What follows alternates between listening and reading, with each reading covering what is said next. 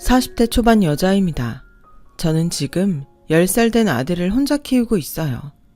저는 부모님이 이혼을 하셔서 한부모 밑에서 자란 터라 제 아이한테만큼은 그런 상처를 주고 싶지 않았는데 사는 게 누구 말처럼 마음처럼 되지는 않는 것 같네요. 제 나이 15살에 부모님이 이혼을 하셔서 아빠의 손에서 자랐어요. 당시 이혼 사유에 대해서는 잘 알지 못했는데요. 나중에 할머니를 통해 진짜인지 가짜인지 모르지만 엄마가 아빠의 재산에 눈이 멀어 흥청망청 쓰다가 사기꾼에게 단단히 코가 꿰어서 그걸 해결하는 조건으로 이혼을 했다는 소리를 듣게 되었어요.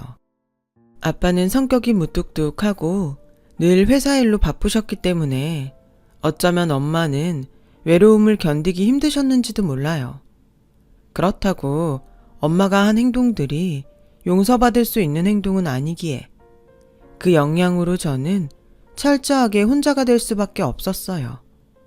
그래서 저는 사춘기지만 사춘기 행동을 받아줄 부모가 없었고 어쩌다 아빠와 둘이 집에 있을 때면 그 자체가 너무 어색하고 불편해서 제가 먼저 자리를 뜨게 되는 일이 비일비재했어요.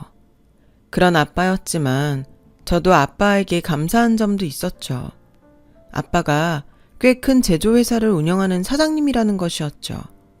아빠는 당신이 바쁜 대신 언제나 저에게 용돈을 넉넉하게 주셨고 돈이 많으니 저는 늘 경제적으로 아쉬운 일이 없게 청소년기를 보낼 수 있었어요. 그런데요, 아빠와 단 둘이 살면서 가장 듣기 싫은 말이 하나 생겼었어요. 그건 바로 엄마 없는 애는 티가 난다는 말이었어요. 그래서 엄마 없는 티를 내지 않으려 제가 가진 돈으로 그걸 커버하려고 했고 저희 예상과 달리 친구들은 제가 아닌 저의 돈을 쓰기 위해 저를 이용하려고 들면서 혼자 상처받는 일이 많았어요. 그러면서 알게 됐죠. 제가 저의 약점을 감추려고 하면 할수록 그것이 더욱 도드라져 보인다는 것을요. 집에 돈이 많아도 어느 순간부터 그걸 오히려 티내지 않는 사람이 되었어요. 가장 친한 친구 몇 명 외에는 저희 집이 경제적으로 아주 넉넉하다는 것을 알지 못했고 나중에 저와 연애를 하게 된 남편조차도 이 사실을 알지 못했어요.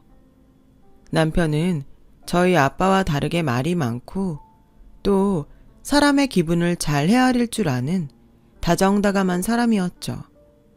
이 사람이 오로지 저 하나만을 보고 저를 좋아해 주길 바랬기에 결혼 이야기가 오고 갈 때까지도 경제적인 것들을 모두 오픈하지 않았어요. 남편이 저희 엄마나 친구들처럼 돈 때문에 변하는 것을 정말이지 보고 싶지 않았거든요. 그래서인지 남편은 당연하게 제가 그리 넉넉하지 못한 집에서 자랐다고 생각했고 그에 반해 건물도 하나 있고 그 건물에서 나오는 월세로 생활하는 자기 부모님이 저희 아빠에 비해 훨씬 능력이 좋다고 생각했었나 봐요. 저는 그걸 결혼 전까지 별로 대수롭지 않게 여겼어요.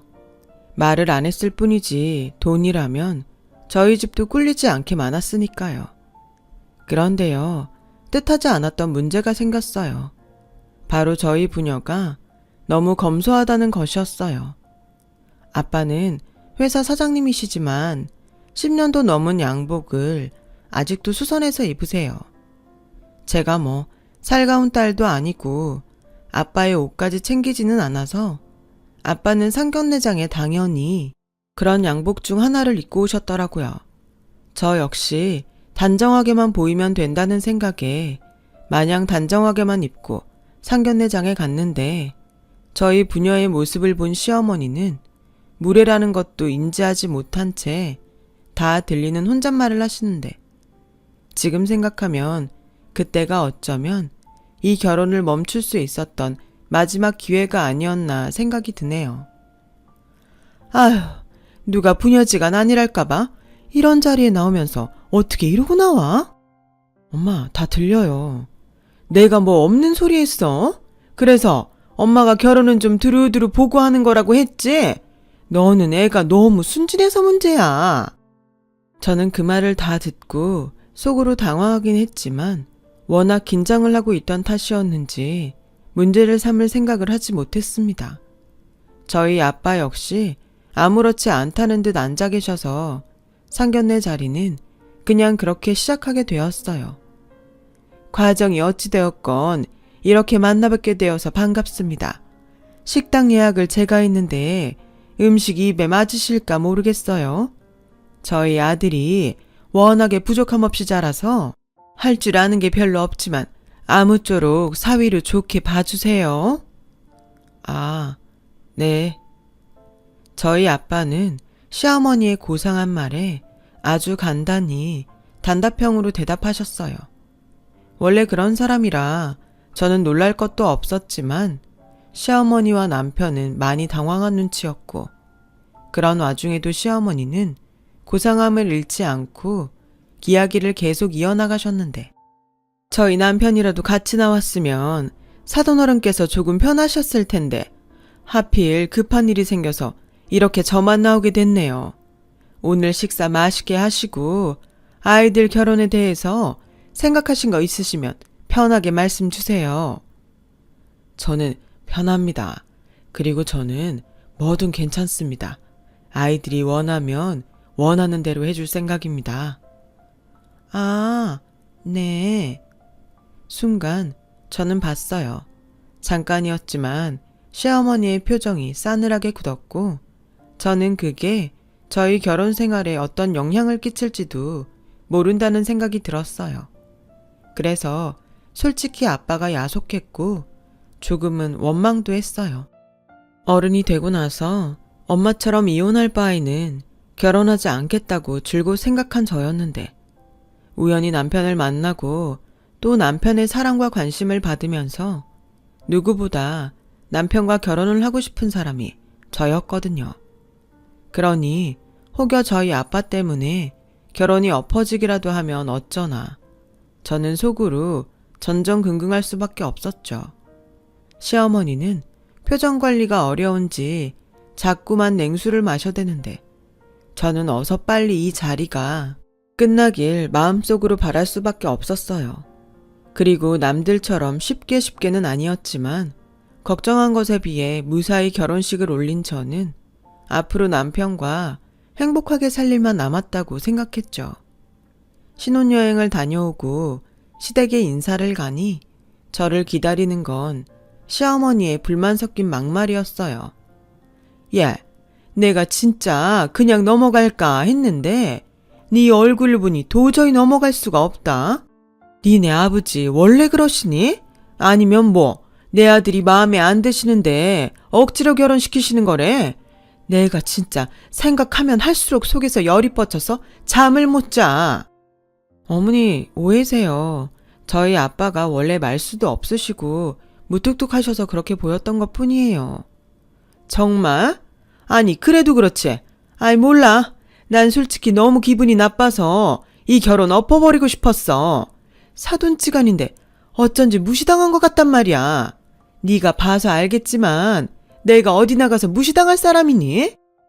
시어머니는 나름 건물주 부인이셨기 때문에 어디 나가서 대우를 받았으면 받았지 무시당할 입장이 아니라고 자부하시는 분이셨어요. 명의는 시아버지 앞으로 되어 있지만 건물 관리는 모두 시어머니가 하셨기 때문에 건물에 들르는 날엔 상가 사람들이 그렇게 저희 시어머니에게 잘 보이려고 애를 쓴다나요? 아무튼 저는 그날 이후부터 시어머니에게 저희 아빠는 원래 그런 사람이라는 말을 계속 변명처럼 해야 했고 시어머니는 그런 저에게 이런 말씀을 하셨어요. 똑똑히 들어. 네가 시집을 늦게 왔어도 우리 집 맏며느리라고 뭔가 기대를 할 수도 있는데 난 첫째고 둘째고 따지지 않는다. 오로지 나한테 잘하는 며느리만 예뻐해 줄 거야. 그래서 재산도 예쁜 며느리한테만 줄 거니까 너 앞으로 행동 잘해. 너도 우리 집 건물 있는 거 알지? 너도 솔직히 뭔가 바라는 것이 있으니까 금수저 내 아들이랑 결혼한 거잖아. 너 인생 역전하고 싶으면 니네 아버지처럼 나 무시할 생각하지 말고 효도해라. 결혼 전 남편의 부모님이 건물이 있다는 건 알았지만 남편이 금수저라 무언가 바라고 결혼을 한 건 맹세코 아니었는데 시어머니는 당신의 재산을 앞세워 저에게 효도를 강요하셨어요. 참 어이가 없었죠. 그런데 더 어이가 없는 상황은 따로 있었어요. 그날은 제가 결혼하고 첫 명절이었어요. 가뜩이나 할 줄 아는 게 없어서 잔뜩 긴장한 저에게 시어머니는 장만 가득 받으시고 저에게 모든 음식 준비를 시키더군요. 엄니, 이걸 저 혼자 다 해요? 왜? 무슨 문제 있어? 아니, 제가 할 줄 아는 게 별로 없어서요. 이래서 엄마 없는 애는 티가 나는 거야. 으휴, 며느리가 있으면 뭐하나. 할 줄 아는 게 없는 허수아비인걸. 이번만 알려줄 테니까 똑똑히 기억해. 알겠어? 시어머니는 그렇게 잔뜩 짜증이 나서는 저에게 음식 만드는 법을 가르쳐 주셨어요. 순전히 입으로만요. 결혼한 지 얼마 안 돼서 요리에 전혀 감이 없던 저였는데 시어머니는 이걸 총총총 썰어서 갖은 양념에 묻혀 라는 식으로 모든 설명을 대충 하셨죠. 저는 아무것도 알지 못했는데 됐지? 이제 네가 직접 해봐 하시며 주방을 나가는데 저는 눈앞이 캄캄할 수밖에 없었어요. 그때였어요. 생각보다 빨리 퇴근하고 시댁으로 온 남편이 팔을 걷어붙이며 저에게 다가와 내가 도와줄까? 당신보다는 내가 요리는 좀 하잖아 라며 저를 돕겠다고 나서주더라고요. TV 속에서나 봤던 장면을 저는 실제로 목격하게 되었어요. 어머, 네가 여기 왜 있어? 네가 뭘 할 줄 안다고? 엄마, 나 할 줄 아는 거 많아. 뭐? 너 평소에도 니네 집에서 그러고 사냐? 아니에요, 어머니. 이 사람이 괜히 저 도와준다고 집에서도 안 하는 짓을 하네요. 정말이지? 너 행여라도 내 아들 부엌일 시키지 마라. 나는 그 꼴은 절대 못 본다. 시어머니는 그렇게 말씀하시고 남편의 등을 떠밀며 주방을 나가셨는데 왜 우리나라 시어머니는 그렇게 아들들이 주방 일을 하는 꼴을 보지 못하는 걸까요? 그렇게 저는 홀로 다시 시댁 주방에 남게 되었어요. 저에게도 한 가지 비빌 언덕이 있다고 생각했으니 저보다 4년 빨리 시집을 온 동서가 있다는 것이었어요. 그래서 재료들을 손질하면서 목이 빠지게 동서를 기다렸죠. 동서네는 멀리 부산에서 음식점을 운영하고 있었어요.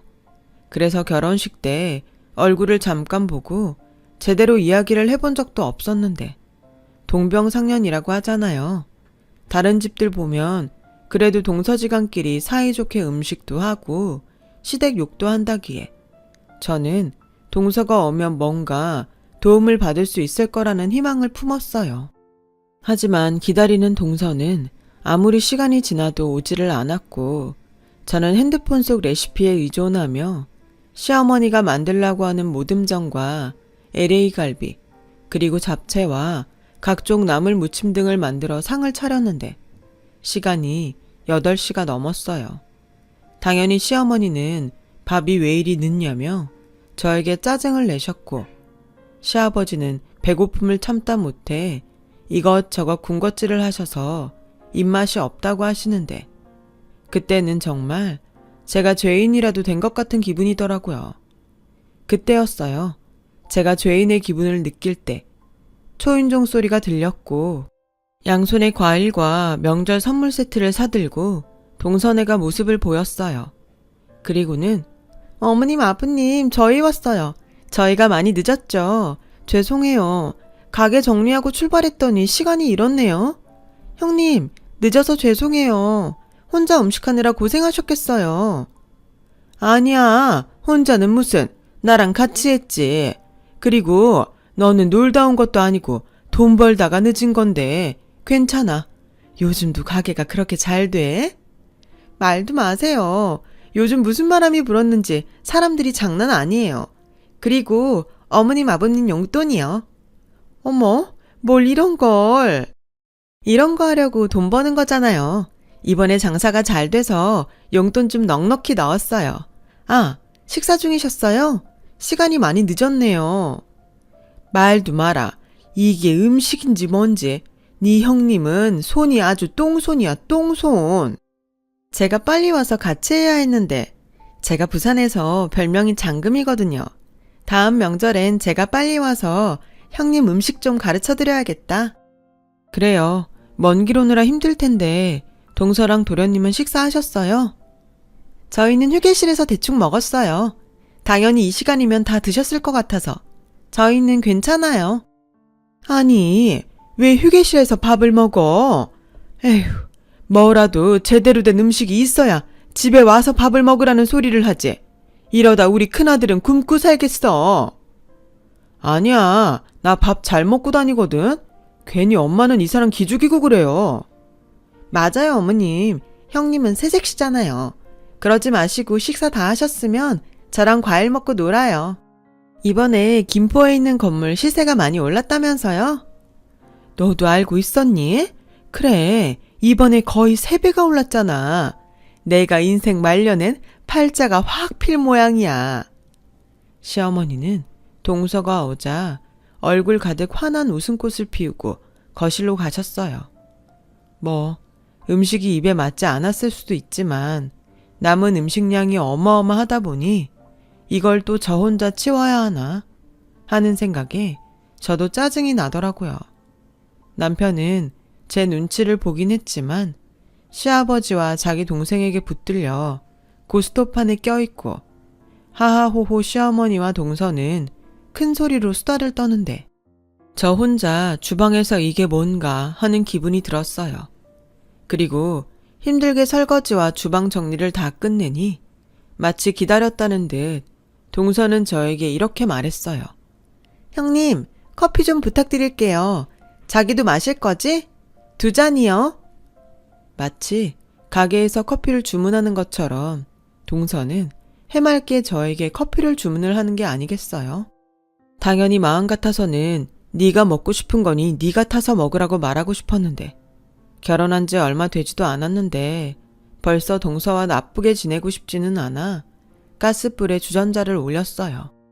그렇게 드디어 저는 동서 내외에게 줄 커피를 가지고 주방을 나갈 수 있었고 시어머니는 저와 동서를 번갈아 보면서 마치 낚시꾼이 미끼를 던지듯 자신의 부를 자랑하기 시작하는데 그걸 가만히 듣고 있으니 내가 지금 이 말 같지도 않은 말을 왜 듣고 있는 거지?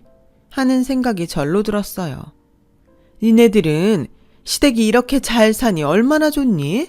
내가 시집 왔을 때는 이 집구석에 아무것도 없어서 앞으로 어떻게 사나 참 막막했는데 이렇게 내 덕에 건물도 사고 건물값이 계속 오르고 있으니 얼마나 신이 나. 안 그러니?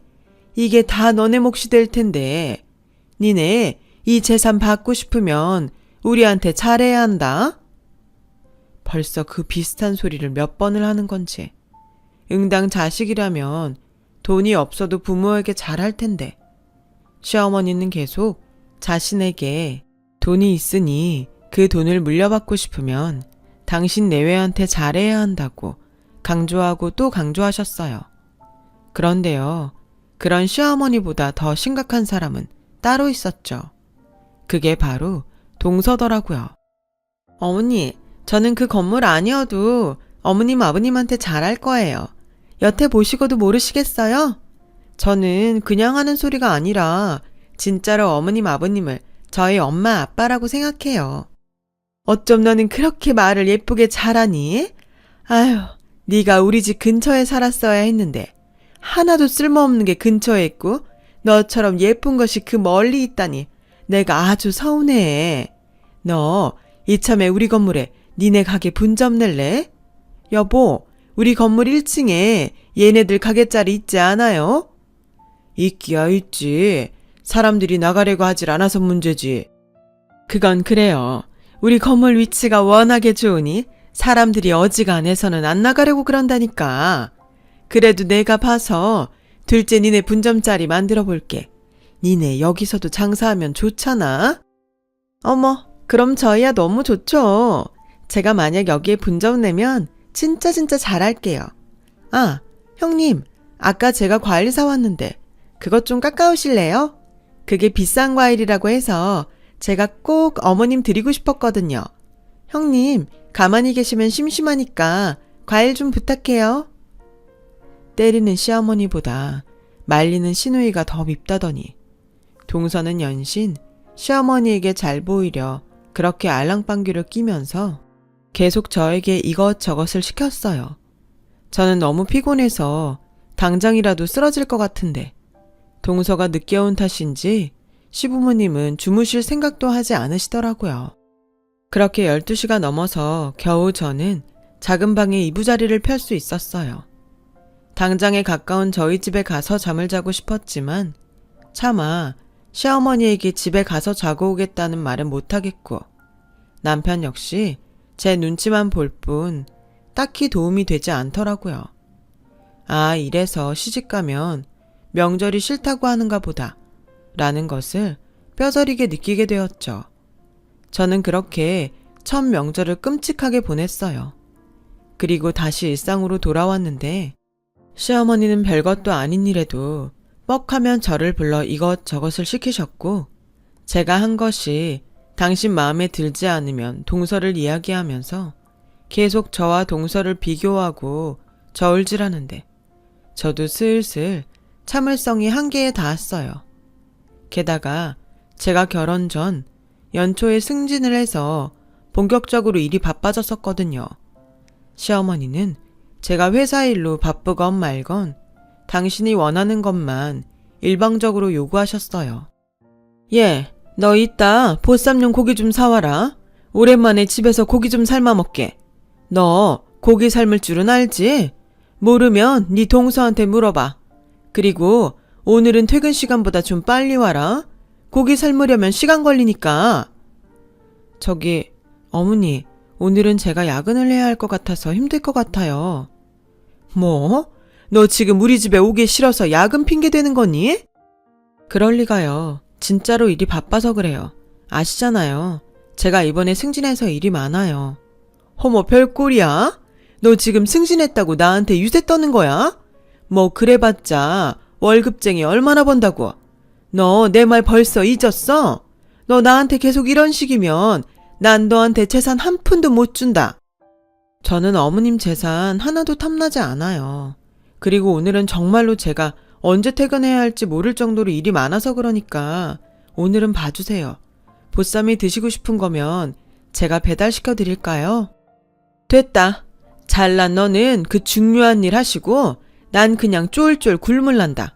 이래서 여자가 밖으로 돌면 안 되는 건데 없이 살아서 그런가? 돈 몇 푼에 아주 지 시어머니 무서운 줄 모르네. 너 각오해라. 지금 네가 네 무덤 팠다. 시어머니는 그렇게 말씀하시고 일방적으로 전화를 끊으셨어요. 저는 가뜩이나 일 때문에 정신이 하나도 없는데 시어머니의 막말에 머리가 지끈지끈 아파왔고 그런 스트레스는 미안하지만 남편에게 향하는 일이 많아 한참 사이가 좋아야 할 신혼인데도 저희는 싸우는 일이 많았어요. 물론 알고 있었어요. 아무리 시어머니 때문에 열받고 힘들어도 그걸 남편한테 풀면 안 된다는 것을요.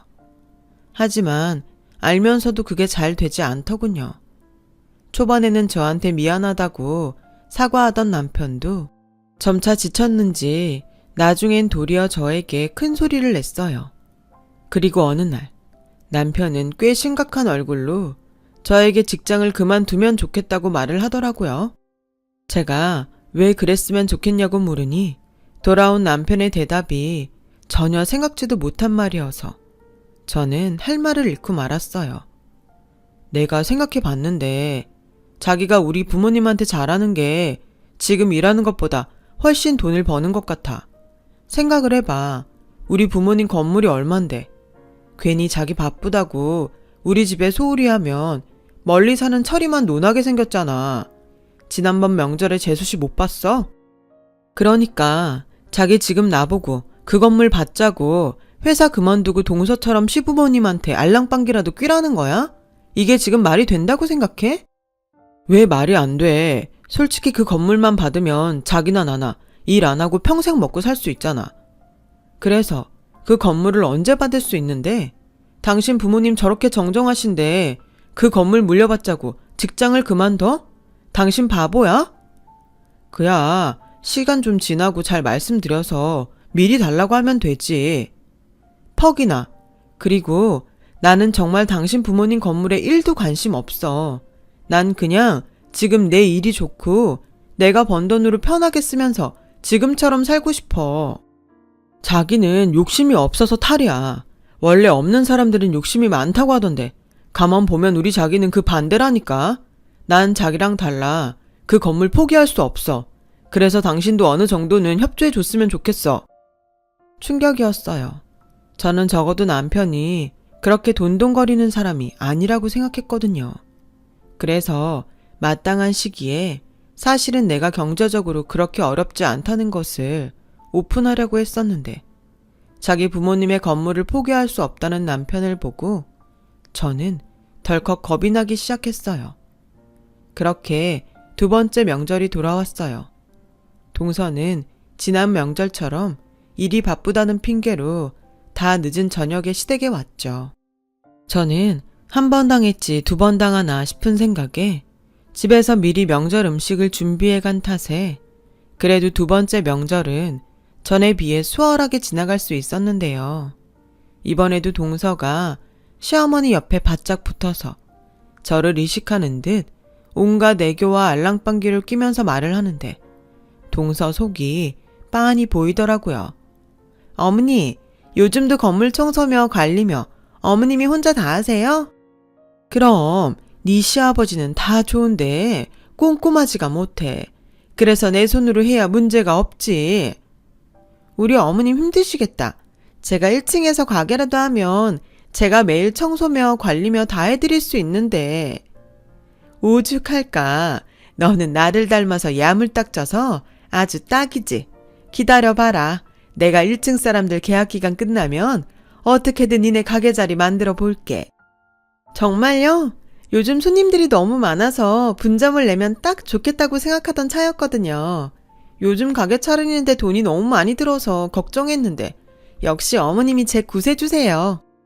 너 그래도 세는 꼬박꼬박 내야 한다. 당연하죠. 그 건물 짜리면 장사가 돼도 더 잘 될 텐데 제가 월세는 물론이고 용돈도 아주 팍팍 드릴게요. 그래, 며느리가 이런 맛이 있어야지. 아, 누구처럼 없는 주제에 자존심만 팍팍 내세우면 그것처럼 꼴 보기 싫은 게 없다니까.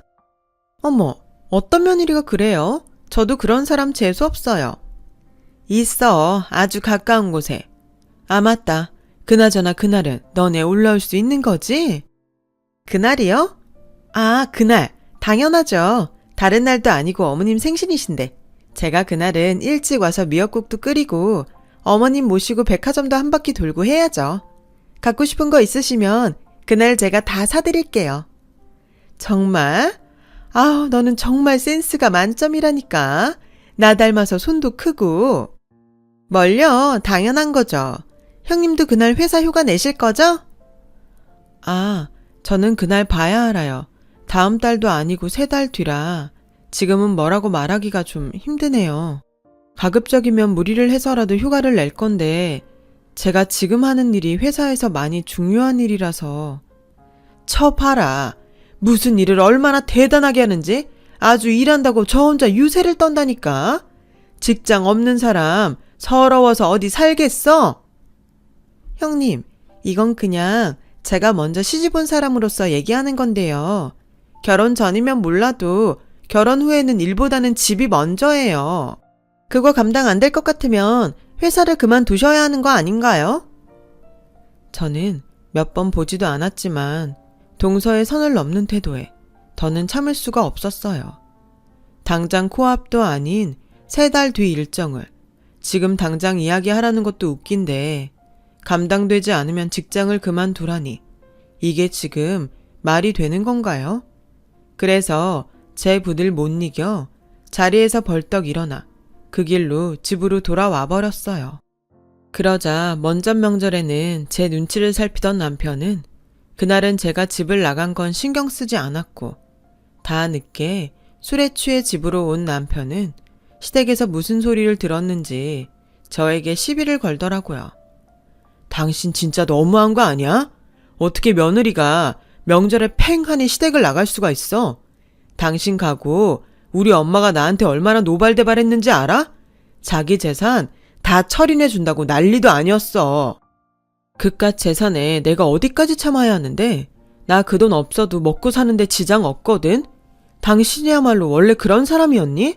난 자기가 그렇게 돈돈거리는 사람인지 몰랐어. 정말 실망이야. 실망?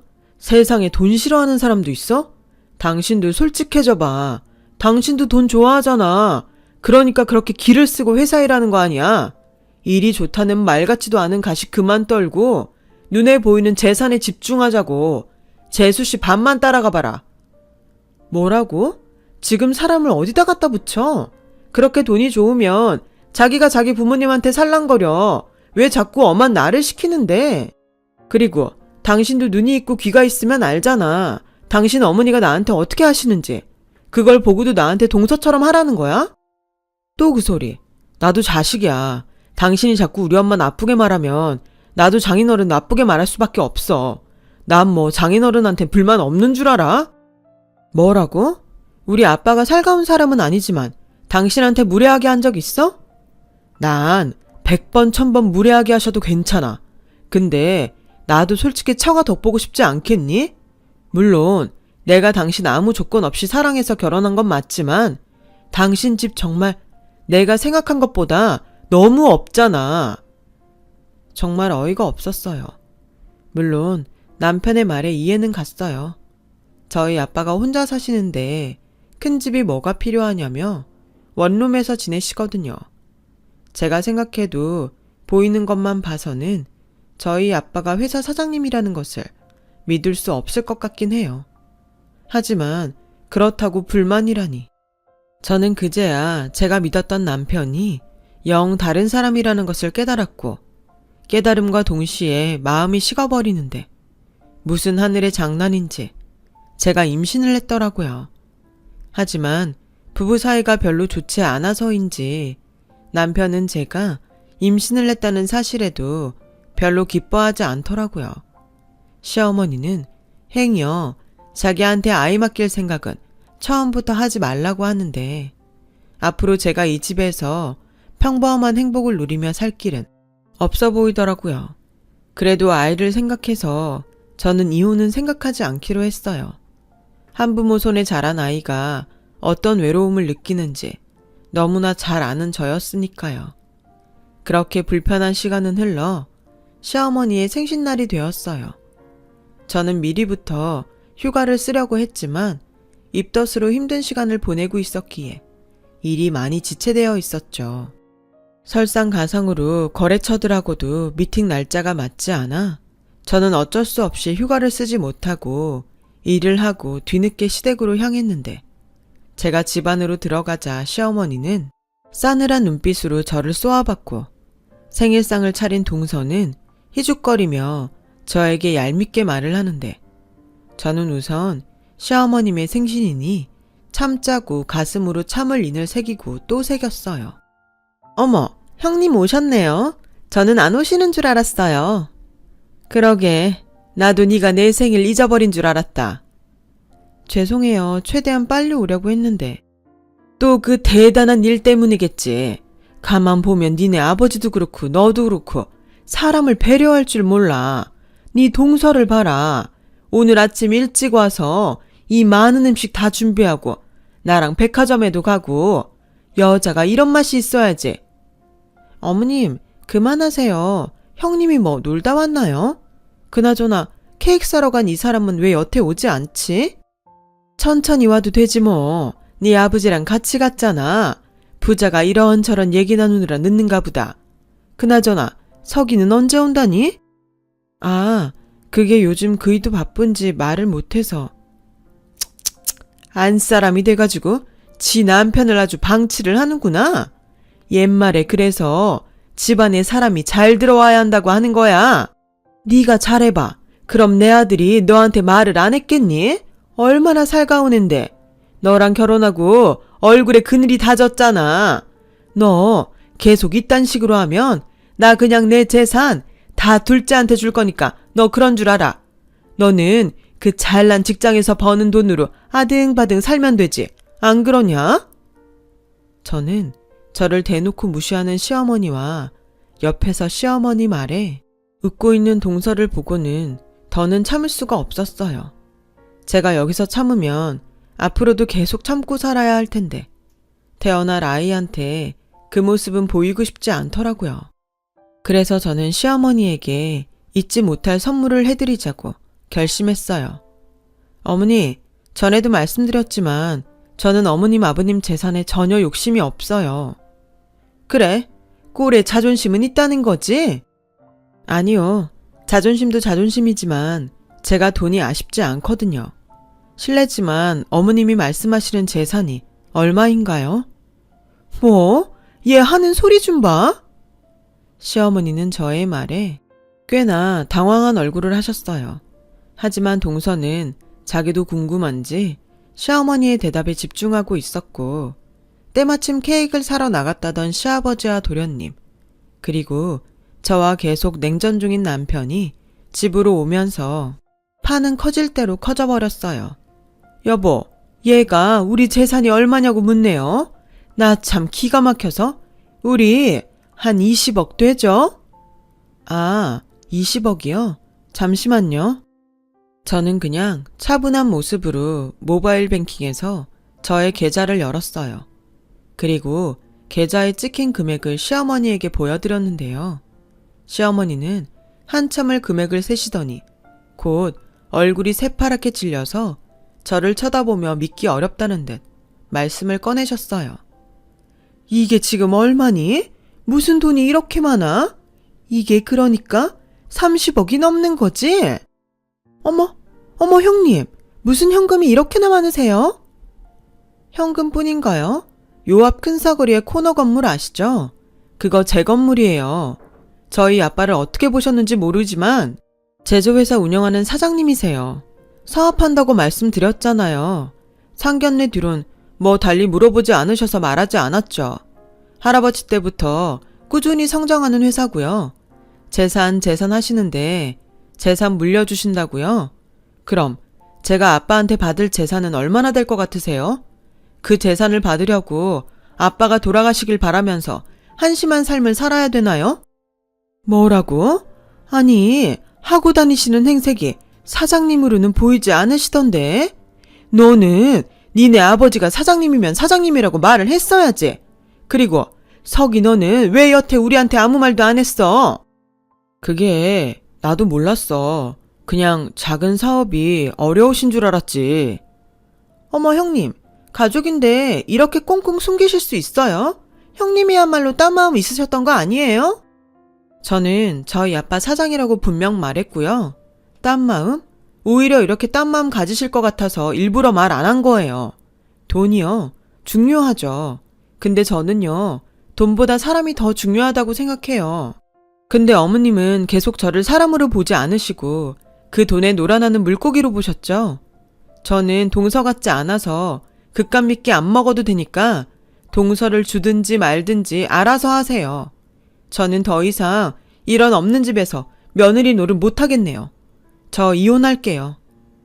그렇게 말하고 시댁을 나왔어요. 제가 나오자 남편은 신발도 제대로 신지 않고 맨발로 나와 저를 붙들었는데 저는 그런 모습도 꼴 보기 싫더라고요. 자기야, 내가 잘못했어. 처음부터 끝까지 우리 집 잘못이고 내 잘못이야. 그러니까 이혼하겠다는 말은 하지 마. 당신 홀몸도 아니잖아. 내가 우리 집이랑 아주 연을 끊고 살게. 그 연 나랑 우리 애한테도 끊고 살아. 난 당신 식구들도 그렇고 당신도 이젠 진짜 별로야. 왜? 이젠 내가 돈이 많다고 하니까 나한테 들러붙는 거야? 아니면 이제는 처가 덕을 좀 볼 수 있을 것 같아서 비굴하게 구는 거니? 까놓고 당신이랑 나는 문제 없잖아. 나는 당신이 그렇게 돈이 많은지도 몰랐고 오로지 당신 사랑하는 마음으로 결혼까지 했는데 이제 와서 이혼하자고 하면 나는 억울하지. 억울해? 나도 억울해. 난 당신 이런 사람인 줄 모르고 그 수모를 다 겪었잖아. 나도 한때는 당신이 오로지 사랑만으로 나를 선택해줘서 그게 고마웠어. 근데 있잖아. 이미 난 당신의 바닥을 다 봐버려서 어떤 이유에서도 당신이랑 살고 싶지 않아. 당신이 정 싫다고 하면 소송이라도 걸 테니까 준비해. 저는 그 길로 남편과 이혼을 진행했어요. 남편은 순순히 이혼할 생각이 없는지 저희 부부는 소송을 하게 되었어요. 홀몸이 아닌 저를 위해 아빠가 아는 변호사를 통해 발로 뛰시며 저의 이혼을 성사시켜 주셨어요. 한때는 자식인 저에게 관심이 전혀 없다고 생각했던 아빠였는데 아빠는 소송 때문에 알게 된 저의 결혼 생활에 남편과 시댁을 아주 끝장내겠다며 화를 내셨죠. 저는 태어나 처음으로 아빠의 그런 모습을 보면서 사실은 아빠가 저에게 관심이 없었던 것이 아니라 언제나 제가 원하는 것을 해주려고 그랬던 거라는 것을 알게 되었어요. 그렇게 1년 정도 걸려 저는 완전한 이혼을 할 수 있었어요. 시댁으로부터 정신적인 위자료도 톡톡히 받아낼 수 있었고요. 남편은 재판 결과에 승복할 수 없다며 몇 번이고 저를 찾아와 진상을 부리긴 했지만 그때마다 저희 아빠가 무섭게 저를 대신해 남편을 상대하니 남편도 더는 어쩌지 못하더라고요. 그 후 저는 아이를 키우며 싱글맘이 되었어요. 아빠는 무엇이든 말하면 해주겠다고 지금도 말씀하시는데 이혼의 책임은 저의 몫인 것 같아서 아빠의 도움은 받지 않겠다고 했어요. 사실 따지고 보면 이미 너무 많은 것을 받았고 또 아이가 크면서 돈이 결코 쉬운 것은 아니라는 것을 꼭 가르치고 싶었거든요. 그래서 저는 앞으로도 계속 성실하게 아이에게 일하는 엄마의 모습을 보여주고 싶어요. 다행히 저희 아들은 아빠가 없어도 씩씩하게 잘 크고 있습니다. 아직은 어린 나이인데도 자기가 남자라며 여자인 저를 지켜주겠다는 감동의 말도 해주는데 이런 아들이 있어서 그런지 저는 하루하루가 아주 행복하답니다. 이제 외롭지도 않고요. 인생에는 정말 정답은 없는 것 같아요. 항상 바른 생각으로 최선을 다한다면 그것이 정답으로 가는 길이 아닌가 생각하며 지금까지 제 긴 이야기를 들어주셔서 너무 감사합니다. 보람되고 행복한 하루 되세요. 여러분, 사연 댓글에 응원과 현명한 조언 부탁드려요. 좋아요와 구독은 저에게 큰 힘이 됩니다. 오늘도 좋은 일 가득하세요.